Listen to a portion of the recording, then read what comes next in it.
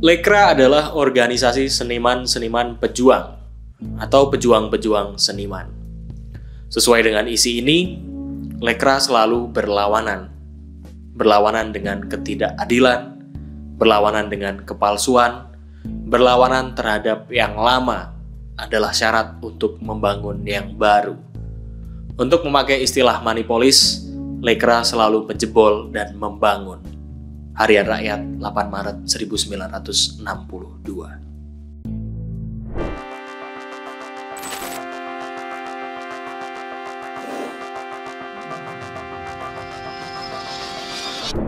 Pasca Revolusi Agustus 1945, Indonesia sedang berada dalam masa pencarian identitas budaya nasional.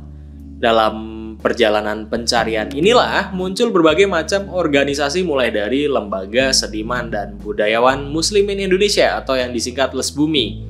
Ada pula Lembaga Kebudayaan Nasional atau disingkat LKN.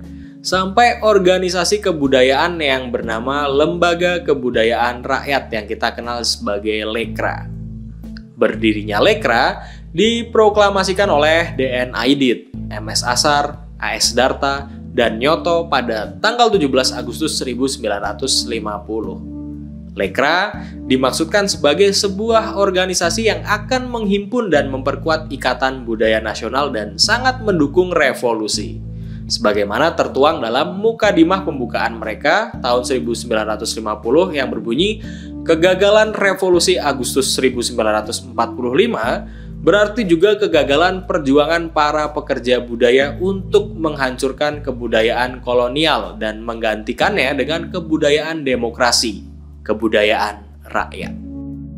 Tapi sejak awal, Lekra menegaskan sifatnya sebagai organisasi terbuka dalam arti terbuka terhadap aliran seni apapun dan bekerja dengan organisasi budaya apapun yang berideologi serupa. Yang menganggap bahwa Lekra diskriminatif atau cenderung tidak bisa berbaur pasti belum membaca beberapa kalimat di mukadimah mereka yang berbunyi, sikap budaya rakyat terhadap budaya asing sama sekali bukan permusuhan. Esensi budaya asing yang progresif akan digali semaksimal mungkin dalam memajukan pembangunan suatu negara. Secara organisatoris, Lekra dibagi menjadi 7 lembaga kreatif. 4 di antaranya dibentuk setelah Kongres Lekra tahun 1959 di Solo, yaitu Lembaga Sastra Indonesia, Lembaga Seni Rupa Indonesia, Lembaga Film Indonesia, dan Lembaga Seni Drama Indonesia. 3 lembaga kreatif lainnya yakni Lembaga Musik Indonesia atau LMI, ada juga Lembaga Seni Tari Indonesia, dan Lembaga Ilmu Pengetahuan Indonesia. Semuanya dibentuk setelah rapat pleno Lekra tahun 1960. Di bidang musik, melalui Lembaga Musik Indonesia atau LMI, Lekra mendasari kegiatan-kegiatannya sesuai cita-cita revolusi Soekarno. Irama Mars, penuh semangat, patriotis, dan bernuansa politis terdengar kental dalam lagu-lagu tersebut.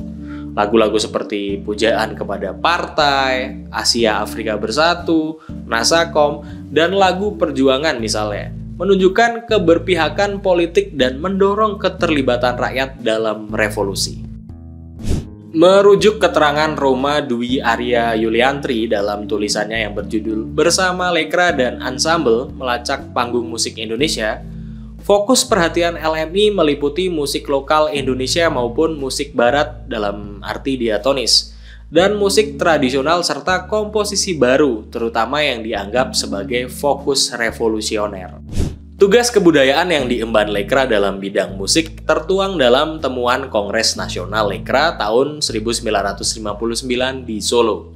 Antara lain, menyelenggarakan pendaftaran musik tarian rakyat di seluruh daerah, menyebarluaskan dan mengintensifkan pendidikan musik dan tari melalui publikasi dan siaran, seminar dan lingkaran diskusi, kompetisi, dan pertunjukan. Lalu ada juga mendorong pencegahan dan pemberantasan perbuatan asusila dan gejala dekadensi musik dan tari lainnya. Lalu juga memperjuangkan intensifikasi pelajaran musik dan tari di sekolah-sekolah, khususnya di sekolah-sekolah guru. Juga ada menyelenggarakan pertukaran musik dan tari baik antar daerah maupun internasional. Lekra juga mendorong selektivitas dan kerja kreatif di bidang musik, memperhatikan penemuan kembali, pengembangan, dan peningkatan musik dan tari beserta alat-alatnya. Selain program-program untuk mengangkat musik daerah, Lekra juga menaikkan citra musik daerah dengan menyelenggarakan festival-festival serta lomba paduan suara musik daerah, musik nasional, dan musik revolusioner. Pada awal 1960-an juga berkembang ensemble nyanyi atau nyanyi dan tari yang membawakan repertoir ciptaan baru yang progresif atau revolusioner. Lagu-lagu nasional dan daerah juga diaransemen dengan gaya musik diatonis barat. Beberapa ensemble yang terkenal pada era itu diantaranya ensemble Gembira, ensemble nyanyi dan tari Maju Tak Gentar, ensemble tari nyanyi Bhinneka, dan ensemble Angin Timur. Pada waktu itu, baik Lekra maupun pemerintah banyak melakukan kunjungan dan misi budaya. Contohnya, pada tanggal 26 September 1963, rombongan Lekra tiba di Kanton Tiongkok.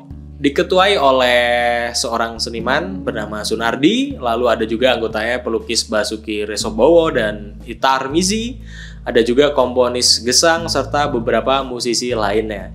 Mereka mempertunjukkan lagu-lagu, tarian, keroncong, angklung, gamelan Jawa dan Sunda, serta paduan suara.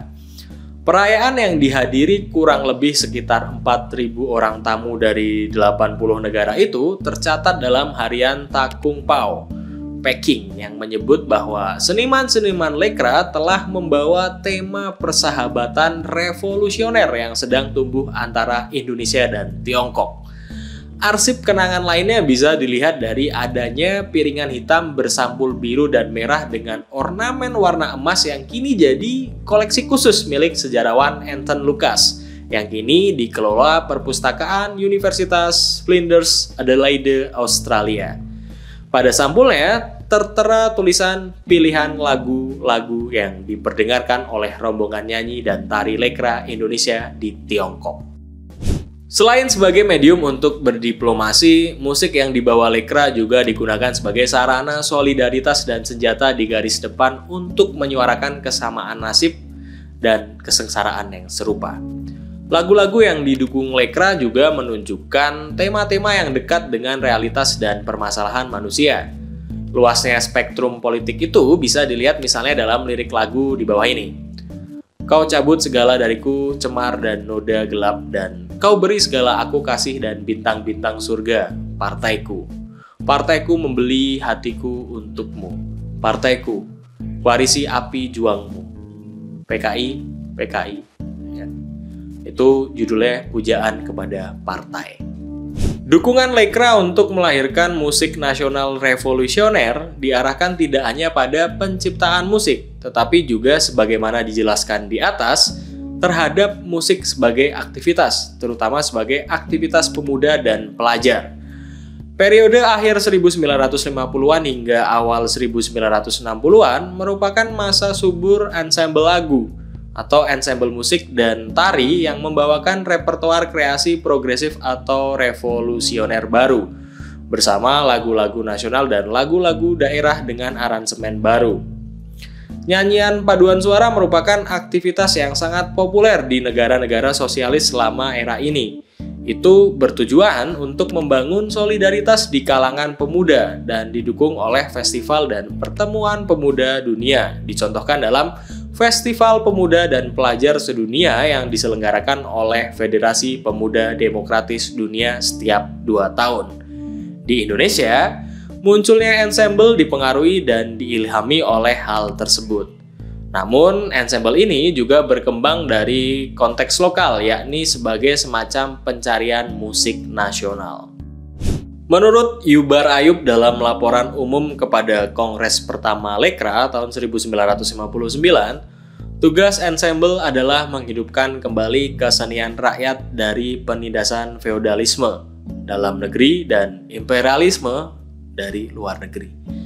Ia menjelaskan bahwa yang dimaksud dengan menghidupkan kembali adalah bukan dalam arti negatif sekedar mencegah kepunahan kesenian rakyat, melainkan menghidupkannya kembali dalam arti positif, terutama dengan memberikan konten baru yang sesuai dengan karakter dan tujuan dari Revolusi Agustus. Setiap ensemble memiliki hubungan yang unik dengan LMI dan Lekra, baik sebagai institusi maupun anggota individu.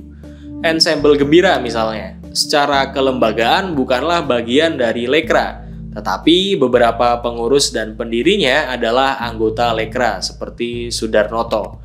Bahkan ada yang menjadi anggota PKI, misalnya Bintang Suradi. Meskipun demikian, tidak semua anggota Gembira adalah anggota Lekra. Meskipun Lekra memujinya sebagai model, mengutip ensemble Gembira dalam rapat plenonya sebagai paduan suara yang keanggotaannya dapat diperluas dengan tepat dan yang kegiatannya dapat disebarkan ke massa secara teratur untuk mengusir musik barat.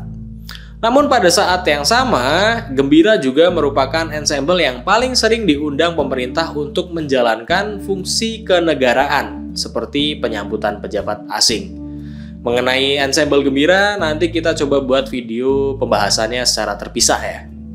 Tapi setelah peristiwa G30S dan PKI dinyatakan sebagai organisasi terlarang sehingga dibubarkan, Lekra yang dianggap sebagai underbow PKI juga terkena imbasnya.